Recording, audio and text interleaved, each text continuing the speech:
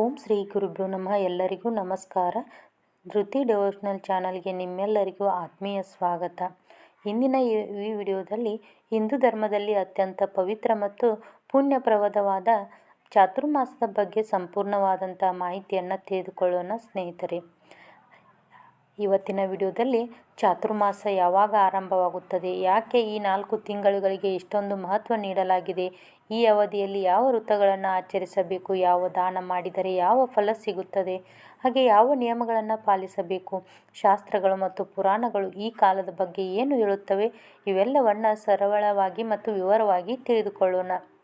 2026ರಲ್ಲಿ ಚಾತುರ್ಮಾಸವು July 25 ಶನಿವಾರ ಆಷಾಢ ಶುಕ್ಲ ಏಕಾದಶಿಯಿಂದ ಆರಂಭವಾಗುತ್ತದೆ.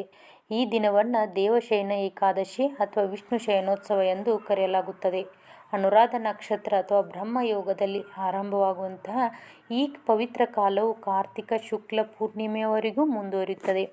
ಈ ಅವಧಿಯಲ್ಲಿ ಬರುವ ಶ್ರಾವಣ, ಭಾದ್ರಪದ, ಆಶ್ವಯುಜ ಮತ್ತು ಕಾರ್ತಿಕ ಎಂಬ 4 ತಿಂಗಳುಗಳನ್ನು ಒಟ್ಟಾಗಿ ಚಾತುರ್ಮಾಸ ಎಂದು ಕರೆಯುತ್ತಾರೆ. ಚತುರ್ ಎಂದರೆ 4, ಮಾಸ ಎಂದರೆ ತಿಂಗಳು. ಈ 4 ತಿಂಗಳುಗಳು ಶ್ರೀ ಮಹಾವಿಷ್ಣುವಿಗೆ ಅತ್ಯಂತ ಪ್ರಿಯವಾದ ಕಾಲ ಎಂದು ವರಾಹ ಪುರಾಣ ಸೇರಿದಂತೆ ಅನೇಕ ಪುರಾಣಗಳು ಹೇಳುತ್ತವೆ. ಈ ಸಮಯದಲ್ಲಿ ಮಾಡುವ ಜಪ, ತಪ, ಪೂಜೆ, ವ್ರತ, ದಾನ, ಧರ್ಮ, ಹೋಮ, ಪಾರಾಯಣ ಹಾಗೂ ಭಗವಂತನ ನಾಮಸ್ಮರಣೆಗೆ ಅನಂತ ಪಟ್ಟ ಫಲ ದೊರೆಯುತ್ತದೆ. ಚಾತುರ್ಮಾಸವು ದಕ್ಷಿಣಾಯನ ಕಾಲದಲ್ಲಿ ಬರುತ್ತದೆ. ದಕ್ಷಿಣಾಯನವನ್ನು ದೇವತೆಗಳ ರಾತ್ರಿ ಕಾಲವೆಂದು ಹೇಳಲಾಗುತ್ತದೆ. ಈ ಸಮಯದಲ್ಲಿ ದೇವತೆಗಳು ಯೋಗ ನಿದ್ರೆಯಲ್ಲಿರುತ್ತಾರೆ. ಆದ್ದರಿಂದ ವಿವಾಹ, ಉಪನಯನ, ಗೃಹ ಪ್ರವೇಶದಂಥ ಶುಭ ಕಾರ್ಯಗಳನ್ನು ಸಾಮಾನ್ಯವಾಗಿ ಈ ಅವಧಿಯಲ್ಲಿ ಮಾಡುವುದಿಲ್ಲ. ಆದರೆ ದೇವರ ಆರಾಧನೆ, ಜಪ, ಹೋಮ, ದಾನ, ಪಾರಾಯಣ ಹಾಗೂ ಭಕ್ತಿಯ ಕಾರ್ಯಗಳಿಗೆ ಇದೇ ಅತ್ಯುತ್ತಮ ಸಮಯವಾಗಿದೆ. ವರಾಹ ಪುರಾಣದಲ್ಲಿ ಒಂದು ಸುಂದರ ಪ್ರಸಂಗ ಬರುತ್ತದೆ. ದಕ್ಷಿಣಾಯನ ಆರಂಭವಾದಾಗ ದೇವತೆಗಳು ಭಗವಂತನಿಗೆ ನಮಸ್ಕರಿಸಿ ತಮ್ಮ ತಮ್ಮ ಲೋಕಗಳಿಗೆ ತೆರಳುತ್ತಾರೆ. ಆಗ ದಕ್ಷಿಣಾಯನದ ಅಧಿದೇವತೆ ದುಃಖದಿಂದ ಭಗವಂತನ ಬಳಿ ಬಂದು, ಈ ಸಮಯದಲ್ಲಿ ಯಾರೂ ಶುಭ ಕಾರ್ಯಗಳನ್ನು ಮಾಡುವುದಿಲ್ಲ, ಎಲ್ಲರೂ ನನ್ನನ್ನು ಅಶುಭವೆಂದು ಭಾವಿಸುತ್ತಾರೆ. ಆಗ ಶ್ರೀ ಮಹಾವಿಷ್ಣು, ಈ 4 ತಿಂಗಳಲ್ಲಿ ಯಾರು ಭಕ್ತಿಯಿಂದ ಪೂಜೆ, ವ್ರತ, ಜಪ, ದಾನ, ಧರ್ಮ ಹಾಗೂ ನಾಮಸ್ಮರಣೆ ಮಾಡುತ್ತಾರೋ ಅವರಿಗೆ ನಾನು ಅನಂತಪಟ್ಟು ಪುಣ್ಯಫಲ ನೀಡಿ ರಕ್ಷಿಸುತ್ತೇನೆ ಎಂದು ಆಶೀರ್ವದಿಸುತ್ತಾನೆ. ಇದೇ ಕಾರಣದಿಂದ ಚಾತುರ್ಮಾಸಕ್ಕೆ ಇಷ್ಟೊಂದು ಮಹತ್ವ ಬಂದಿದೆ. ಈ 4 ತಿಂಗಳಲ್ಲಿ ಪ್ರತಿಯೊಂದು ತಿಂಗಳಿಗೂ ವಿಷ್ಣುವಿನ ಒಂದೊಂದು ವಿಶೇಷ ರೂಪ ಅಧಿದೇವತೆಯಾಗಿರುತ್ತದೆ. ಶ್ರಾವಣ ಮಾಸದಲ್ಲಿ ಲಕ್ಷ್ಮೀ ಸಮೇತ ಶ್ರೀಮನ್ನಾರಾಯಣನ ಆರಾಧನೆ, ವರಮಹಾಲಕ್ಷ್ಮಿ ವ್ರತ, ಸತ್ಯನಾರಾಯಣ ಪೂಜೆ, ಶಿವಪೂಜೆ ಹಾಗೂ ಭಕ್ತಿಯಿಂದ ಮಾಡಿದ ಯಾವುದೇ ಪೂಜೆ ಅತ್ಯಂತ ಫಲಪ್ರದವಾಗುತ್ತದೆ. ಈ ತಿಂಗಳಲ್ಲಿ ಮಾಡಿದ ಭಕ್ತಿಯಿಂದ ಮನೆಯಲ್ಲಿ ಐಶ್ವರ್ಯ, ಶಾಂತಿ ಹಾಗೂ ನೆಮ್ಮದಿ ನೆಲೆಸುತ್ತದೆ. ಭಾದ್ರಪದ ಮಾಸದಲ್ಲಿ ಗಣೇಶ ಚತುರ್ಥಿ, ಮಹಾಲಯ ಪಕ್ಷ ಹಾಗೂ ಪಿತೃ ಕಾರ್ಯಗಳಿಗೆ ವಿಶೇಷ ಮಹತ್ವವಿದೆ. ಈ ಸಮಯದಲ್ಲಿ ಪಿತೃಗಳಿಗೆ ತರ್ಪಣ, ಪಿಂಡ ಪ್ರದಾನ ಹಾಗೂ ಶ್ರಾದ್ದ ಮಾಡುವುದರಿಂದ ಪಿತೃದೋಷ ನಿವಾರಣೆಯಾಗುತ್ತದೆ ಹಾಗೂ ಅವರ ಆಶೀರ್ವಾದ ದೊರೆಯುತ್ತದೆ. ಆಶ್ವಯುಜ ಮಾಸದಲ್ಲಿ ಶಾರದಾ ನವರಾತ್ರಿ, ದುರ್ಗಾ ಪೂಜೆ ಹಾಗೂ ವಿಜಯದಶಮಿ ಆಚರಣೆಗಳು ನಡೆಯುತ್ತವೆ. ಈ ಸಮಯದಲ್ಲಿ ದೇವಿಯ ಆರಾಧನೆ ಮಾಡುವುದರಿಂದ ಶಕ್ತಿ, ಧೈರ್ಯ, ವಿಜಯ ಹಾಗೂ ಸಕಲ ಮಂಗಳಗಳು ದೊರೆಯುತ್ತವೆ. ಕಾರ್ತಿಕ ಮಾಸದಲ್ಲಿ ದೀಪದಾನ, ತುಳಸಿ ಪೂಜೆ, ಶಿವವಿಷ್ಣು ಆರಾಧನೆ, ಕಾರ್ತಿಕ ದೀಪೋತ್ಸವ ಹಾಗೂ ಹರಿನಾಮ ಸ್ಮರಣೆ ಅತ್ಯಂತ ಶ್ರೇಷ್ಠವೆಂದು ಹೇಳಲಾಗುತ್ತದೆ. ಕಾರ್ತಿಕೆ ಪೂರ್ಣಿಮೆಯೊಂದಿಗೆ ಚಾತುರ್ಮಾಸ ಸಂಪೂರ್ಣಗೊಳ್ಳುತ್ತದೆ. ಚಾತುರ್ಮಾಸದಲ್ಲಿ ಪ್ರತಿಯೊಬ್ಬರೂ ತಮ್ಮ ಶಕ್ತಿಗೆ ತಕ್ಕಂತೆ ಒಂದು ವ್ರತವನ್ನು ಸಂಕಲ್ಪ ಮಾಡಿಕೊಳ್ಳಬೇಕು. 4 ತಿಂಗಳು ನಿಯಮಿತವಾಗಿ ಆಚರಿಸಿ ಕೊನೆಯಲ್ಲಿ ದಾನ ಧರ್ಮದೊಂದಿಗೆ ಉದ್ಯಾಪನೆ ಮಾಡುವುದು ಅತ್ಯುತ್ತಮ. ಉಪವಾಸ ಮಾಡಲು ಸಾಧ್ಯವಾಗದವರು ಸಾತ್ವಿಕ ಆಹಾರ ಸೇವಿಸಿ ಪ್ರತಿದಿನ ದೇವರ ನಾಮಸ್ಮರಣೆ ಮಾಡಿದರೂ ಸಾಕು.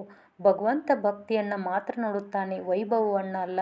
ಪ್ರತಿದಿನ ಬೆಳಿಗ್ಗೆ ಬೇಗ ಎದ್ದು ಸ್ನಾನ ಮಾಡಿ ದೇವರ ಪೂಜೆ ಮಾಡುವುದು, ತುಳಸಿಗೆ ನೀರು ಅರ್ಪಿಸುವುದು, ದೀಪ ಹಚ್ಚುವುದು, ವಿಷ್ಣು ಸಹಸ್ರನಾಮ, ಭಗವದ್ಗೀತೆ ಹಾಗೂ ಭಗವನ್ನಾಮ ಜಪ ಮಾಡುವುದು, ದೇವಸ್ಥಾನಕ್ಕೆ ಹೋಗುವುದು, ಸಾಯಂಕಾಲ ಮತ್ತೊಮ್ಮೆ ದೀಪ ಹಚ್ಚಿ ಪ್ರಾರ್ಥನೆ ಮಾಡುವುದು ಇವೆಲ್ಲವೂ ಚಾತುರ್ಮಾಸದಲ್ಲಿ ಅತ್ಯಂತ ಶ್ರೇಷ್ಠ ಆಚರಣೆಗಳಾಗಿವೆ. ಈ 4 ತಿಂಗಳಲ್ಲಿ ಸಾತ್ವಿಕ ಜೀವನ ನಡೆಸುವುದು ಬಹಳ ಮುಖ್ಯ. ಸಾಧ್ಯವಾದಷ್ಟು ಶುದ್ಧ ಸಸ್ಯಾಹಾರ ಸೇವಿಸಬೇಕು. ಕೋಪ, ಅಸೂಯೆ, ಸುಳ್ಳು ನಿಂದೆ, ದುರುಳುತನ ಹಾಗೂ ಕೆಟ್ಟ ಅಭ್ಯಾಸಗಳಿಂದ ದೂರವಿರಬೇಕು. ಮನಸ್ಸು, ಮಾತು ಮತ್ತು ದೇಹವನ್ನು ಶುದ್ಧವಾಗಿಟ್ಟುಕೊಂಡು ಭಗವಂತನ ಸ್ಮರಣೆಯಲ್ಲಿ ದಿನಗಳನ್ನು ಕಳೆಯಬೇಕು. ದಾನಗಳಲ್ಲಿ ಅನ್ನದಾನಕ್ಕೆ ಅತ್ಯುತ್ತಮ ಸ್ಥಾನವಿದೆ. ಹಸಿದವರಿಗೆ ಊಟ ನೀಡುವುದು, ಬಡವರಿಗೆ ಬಟ್ಟೆ ಕೊಡುವುದು, ಗೋವುಗಳಿಗೆ ಆಹಾರ ನೀಡುವುದು, ಪಕ್ಷಿಗಳಿಗೆ ಧಾನ್ಯ ಹಾಕುವುದು, ಬಾಯಾರಿದವರಿಗೆ ನೀರು ನೀಡುವುದು, ವಿದ್ಯಾರ್ಥಿಗಳಿಗೆ ಪುಸ್ತಕ ಅಥವಾ ವಿದ್ಯಾಸಾಮಗ್ರಿ ಕೊಡುವುದು, ದೇವಸ್ಥಾನಗಳಲ್ಲಿ ದೀಪದಾನ ಮಾಡುವುದು, ತುಳಸಿ ಗಿಡ ನೀಡುವುದು, ಧಾರ್ಮಿಕ ಗ್ರಂಥಗಳನ್ನು ದಾನ ಮಾಡುವುದು ಇವೆಲ್ಲವೂ ಪುಣ್ಯವನ್ನು ನೀಡುತ್ತದೆ. ಶಾಸ್ತ್ರಗಳು ಹೇಳುವಂತೆ ದಾನದ ಮೌಲ್ಯ ಅದರ ಪ್ರಮಾಣದಲ್ಲಲ್ಲ, ಅದನ್ನು ಮಾಡುವ ಭಕ್ತಿಯಲ್ಲಿದೆ. ಒಂದು ಕೈ ತುಂಬ ಅನ್ನವನ್ನು ಭಕ್ತಿಯಿಂದ ಕೊಟ್ಟರೂ ಭಗವಂತ ಅದನ್ನು ಸಂತೋಷದಿಂದ ಸ್ವೀಕರಿಸುತ್ತಾನೆ. ಆದ್ದರಿಂದ ನಮ್ಮ ಸಾಮರ್ಥ್ಯಕ್ಕೆ ತಕ್ಕಂತೆ ದಾನ ಮಾಡಬೇಕು.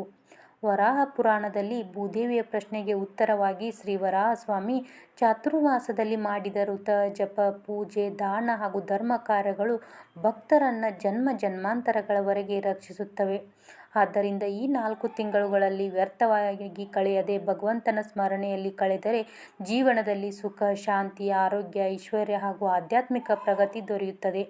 ನಾವು ಈ ಲೋಕದಿಂದ ಯಾವುದನ್ನು ತೆಗೆದುಕೊಂಡು ಹೋಗಲು ಸಾಧ್ಯವಿಲ್ಲ, ಆದರೆ ಮಾಡಿದ ಪುಣ್ಯ, ದಾನ, ಧರ್ಮ ಹಾಗೂ ಭಗವಂತನ ಭಕ್ತಿಯೇ ನಮ್ಮೊಂದಿಗೆ ಬರುತ್ತದೆ.